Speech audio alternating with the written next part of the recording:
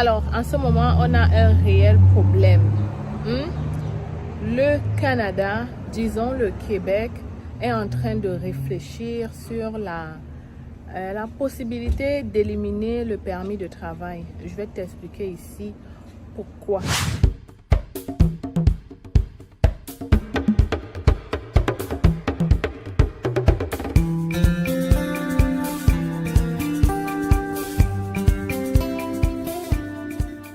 Alors, il y a quelques mois, il y a un représentant de l'ONU qui est venu au Canada et il a découvert que, voilà, il a dit que le permis de travail fermé est une forme d'esclavage. Parce que selon lui, les travailleurs étrangers temporaires sont obligés de rester avec un employeur donné pendant une longue durée, qui est normalement de 2 ans, avant de pouvoir demander la résidence permanente. Donc, ça fait qu'il y a donc beaucoup de problèmes là-dessus parce qu'il y a certains employeurs qui utilisent cela pour faire, voilà, pour des abus. Il y en a d'autres qui ne respectent pas le contrat qui a été signé. Il y en a d'autres qui abusent même lorsque les travailleurs, ce sont des femmes. Ils abusent carrément. Donc, je vais mettre une petite vidéo ici ou alors j'ai mis la vidéo de la fille en question hier qui vous disait qu'est-ce qu'elle a subi en tant que travailleuse étrangère temporaire. Salut tout le monde. Je m'appelle Grace. Je suis arrivée au Canada en 2019 comme travailleuse étrangère temporaire venant de mon pays, le Cameroun. Avant d'arriver ici, j'étais à l'école, je faisais la formation de devenir infirmière, mais à cause des crises politiques, j'étais obligée de me déplacer parce qu'il n'y avait plus moyen d'étudier. J'ai trouvé l'emploi ici au Canada et puis je me suis déplacée, je suis venue, mais je suis venue avec un permis fermé. J'ai commencé à travailler avec ce permis et mon employeur m'a abusé pendant 14 mois sans arrêt. Il m'a abusé, j'ai même eu l'accident, je suis tombée malade, les conditions de travail n'étaient pas bien, mais à cause de la peur, et j'étais obligée de rester là jusqu'à ce que j'ai rencontré le CTI qui m'a aidé à quitter cet endroit. Mais quand je suis sortie de là, j'ai eu un permis ouvert pour les personnes vulnérables et je suis retournée dans le domaine de la santé. J'ai commencé à travailler comme préposée aux bénéficiaires. Et là, tout allait bien parce que c'était un permis ouvert. Je devais renouveler je devais retourner sur le permis fermé. Mais entre-temps, j'ai composé le test de français 3 fois sans succès. Et parce que je n'ai pas réussi le test de français, ça a beaucoup retardé ma vie et j'étais obligée de retourner sur le permis fermé. J'ai commencé à dire à mon employeur que j'ai besoin de EIMT pour pouvoir faire la demande de permis de travail et puis elle m'a demandé beaucoup d'argent. Je me suis sentie obligée de quitter le Québec parce que le test de français ne me permet pas de m'intégrer malgré le fait que j'ai servi ou travaillé au Québec en français pendant 2 ans sans souci. Là, je me suis déplacée, je suis partie en Alberta. Étant là-bas, j'étais toujours obligée de chercher un employeur qui va me donner le EIMT pour le permis fermé.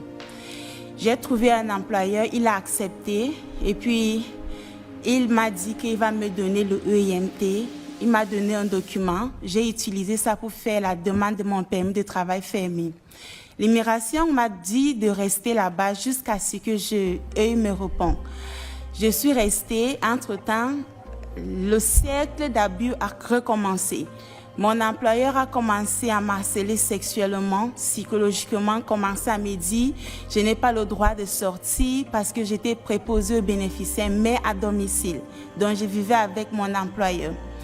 Je suis restée là-bas. Après, j'ai écrit à l'immigration, j'ai expliqué tout ce qui se passe. Ils ont appelé la police. La police m'a appelé. J'ai donné toutes les preuves d'abus que j'avais. Et puis la police m'a juste dit, oh, il faut juste oublier et continuer à avancer avec ta vie. Je n'avais pas de choix.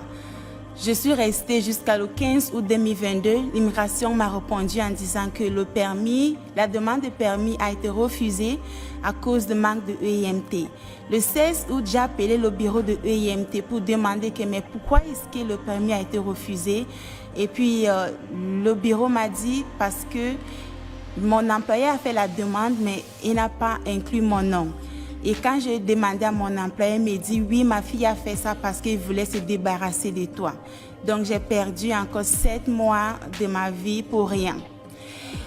Depuis le 15 août jusqu'à aujourd'hui, devant vous, je souffre, je ne peux plus travailler. J'étais obligée de rétablir mon statut comme visiteur, chercher un autre employeur qui va encore me donner mon 3e permis fermé et je ne sais pas ce qui va se passer. Le permis fermé a été mon pire cauchemar depuis que je suis au Canada, même depuis toute ma vie. Le test de français aussi m'a beaucoup retardé. Je suis incapable de retourner chez nous voir mes parents. Je suis coincée, je suis fatiguée moralement. Devant vous, c'est une infirmière, mais je ne peux pas réaliser mes rêves parce que le test de français m'empêche. Malgré le fait que je suis au Canada, je suis au Québec, je m'exprime en français, je ne peux pas m'intégrer parce que le Québec estime que mon niveau de français n'est pas assez. Je ne sais pas pourquoi.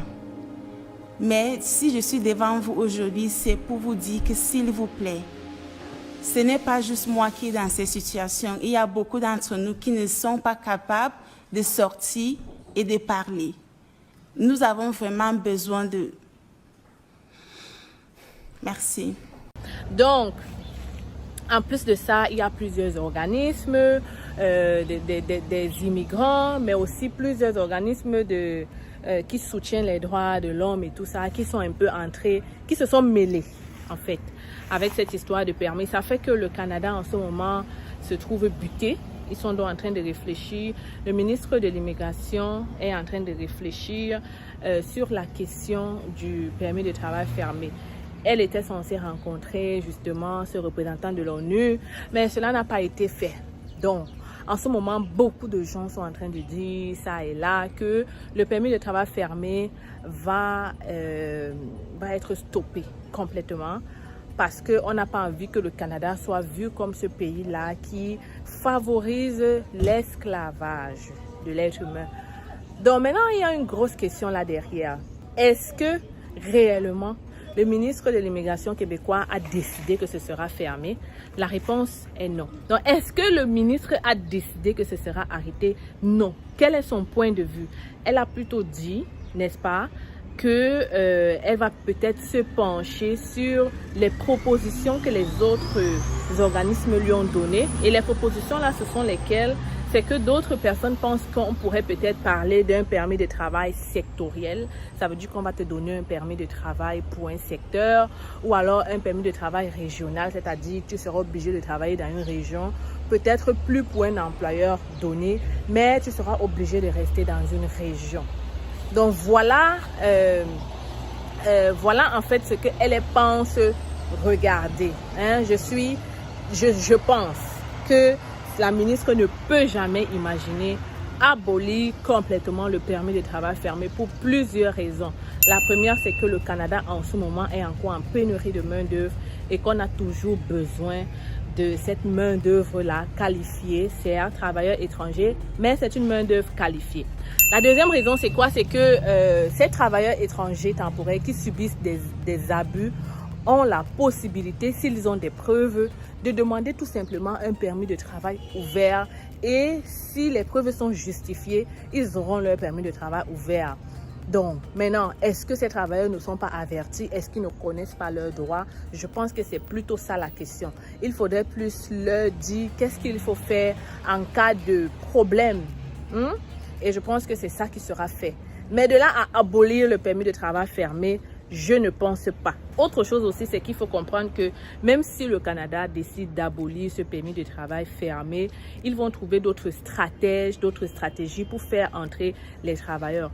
Peut-être qu'ils vont décider que, ok, on abolit le permis de travail fermé et puis on accepte justement que les gens déposent le permis de travail ouvert sur certaines conditions, sur certains critères Si bien que dès que tu respectes les critères, tu vas demander ton permis de travail ouvert. Ce ne sera plus l'obligation d'avoir un conjoint ici, mais ce serait peut-être que voilà, on veut que tu aies un diplôme dans tel secteur, on veut que tu aies tel diplôme, on veut que tu aies tel nombre d'années d'expérience et surtout, ils vont sûrement obliger de faire un test de français. Ça, c'est, je crois, hein, puisque c'est une question qui est en train de tarauder l'esprit depuis des mois. Donc, voilà mon analyse là-dessus. Il faut donc rester tranquille, s'il vous plaît, mes futurs Canadiens. Arrêtez de croire donc que le permis de travail fermé sera aboli. Je ne pense pas que ça va se faire là maintenant. Et pour ceux qui sont déjà sur le territoire avec ce permis de travail fermé, vous ne seriez pas touchés, même si on annule, parce que vous l'avez déjà, ok? Et pour tous ceux qui sont arrivés ici au Canada avec un permis de travail fermé et dont l'employeur a aboli le contrat de travail, sachez que vous avez le droit d'aller chercher un autre employeur et vous avez aussi le droit de commencer à travailler pendant que le prochain employeur demande votre code EIMT. Il y a en fait une procédure pour ça, mais le gouvernement permet en fait que vous travaillez en attente de votre code EIMT.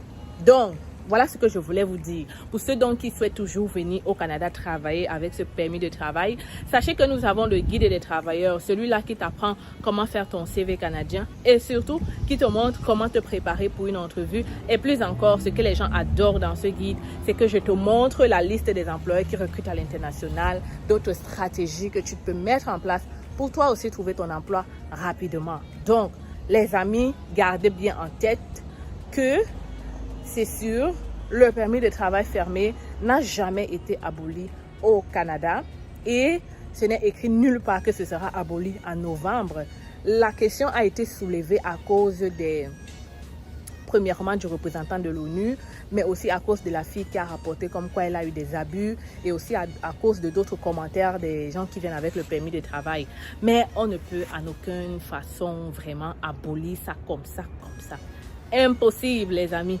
Impossible. Il faut comprendre que le Canada a tellement besoin de travailleurs qu'ils ont aboli certains critères pour le visa visiteur.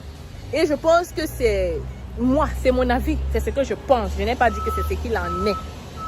C'est de la différence. Moi, je pense sincèrement qu'ils l'ont fait exprès d'abolir ces critères afin de permettre que les visiteurs entrent beaucoup en masse et donc ils demandent l'asile. Et après, quand ils ont demandé l'asile, ils auront le permis de travail ouvert pour travailler. Et ça, c'est toujours une stratégie pour faire entrer les travailleurs en masse. Parce qu'il y en a, le besoin est là. Donc, le permis de travail fermé, certes, existe, mais c'est toujours lent. Pourquoi? Parce qu'il faut trouver l'employeur qui va donner. Et ce n'est pas tous les employeurs qui sont ouverts à dépenser de l'argent pour faire venir quelqu'un qu'ils ne connaissent pas. Vous allez m'excuser pour les va-et-vient, mais c'est une vidéo improvisée. Donc, vous voyez que c'est une stratégie toujours que le gouvernement a mis sur pied pour favoriser toujours beaucoup de travailleurs pour qu'ils entrent au Canada. Vous comprenez? Donc, ça doit vous faire comprendre que le Canada a toujours besoin de travailleurs.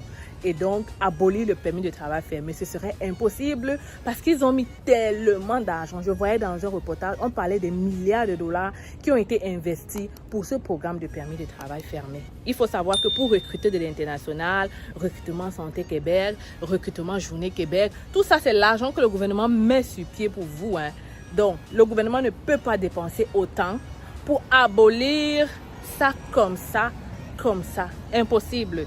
Donc, restez tranquille, continuez de postuler, venez faire votre CV canadien. L'équipe est là pour ça. Tu me contactes par email hello@cfacile.com et je vais te faire ce CV canadien. Pour le moment, tu vois, c'est l'automne. Les feuilles sont en train de tomber. Tu vois la couleur. Pour moi, c'est le meilleur moment au Canada. Pas froid, pas chaud. On est tranquille, on est posé. Toi, qu'est-ce que tu penses? Toi qui es au Canada, qui vient d'arriver. Qu'est-ce que tu penses? Ou bien toi qui es là depuis? Pour moi, j'aime l'automne, hein. La verdure, les couleurs. Entre temps, j'ai mal au bras. On se retrouve très bientôt. Toujours swag. Alors, les futurs Canadiens, j'espère que vous allez très bien. Aujourd'hui, je vous présente notre cabinet. C'est facile, recrutement et conseil.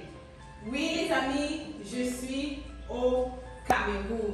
Je suis là pour répondre à tous vos besoins d'immigration sur le Canada. Nous offrons plusieurs services, permis d'études, visa visiteur, résidence permanente et bien d'autres encore. Et le plus important, c'est que en ce moment, nous sommes en rabais de 20% sur le permis d'études. Alors voilà la grosse nouvelle que je comptais partager avec toi aujourd'hui. Ne perds donc pas le temps. Viens nous rencontrer en agence si tu veux pouvoir réaliser ton rêve canadien d'étudier au Canada. Les gens ont souvent dit qu'étudier au Canada, ça prend du temps. Ça prend de l'argent plutôt, ok? Les gens pensent souvent qu'étudier au Canada, ça demande d'être riche. Ici à l'agence, on évalue ton profil et on cherche des écoles qui vont pouvoir t'admettre rapidement, mais aussi des formations courtes à moins cher en fait. Donc, si tu veux pouvoir bénéficier de ce rabais, si tu veux pouvoir faire ta demande de bourse d'étudiant, ne perds pas le temps, ok? Ne perds pas le temps parce que les admissions ont déjà commencé dans cette cégep qui offre de multiples bourses. Il faut donc le faire maintenant. Et je suis encore au Cameroun pour quelques jours et j'espère te recevoir ici dans mon cabinet pour un entretien avec moi. Tu communiques avec nous à partir de ce numéro ou cette adresse email et on pourra prendre un rendez-vous avec toi. Viens, je t'amène dans mon bureau.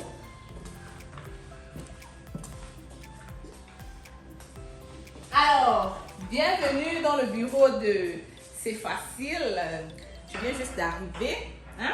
Donc, c'est ici qu'on va te recevoir. C'est ici qu'on va te donner du café là derrière. On est là pour toi. On est là pour te servir. Tu peux donc venir avec maman. Tu viens d'avoir le bac. C'est le moment de venir faire ta demande d'études au Canada. Ne perds pas le temps. Je le dis encore parce qu'il y a plusieurs personnes qui traînent le pas et qui, après des années, se rendent compte que voilà, ils auraient dû être là un peu plus tôt. En tout cas, je suis là pour vous servir et j'espère que vous allez venir ici très bientôt. Donc, les amis, oui, C'est Facile est là et je suis encore là pour un bout et viens en agence, n'est-ce pas?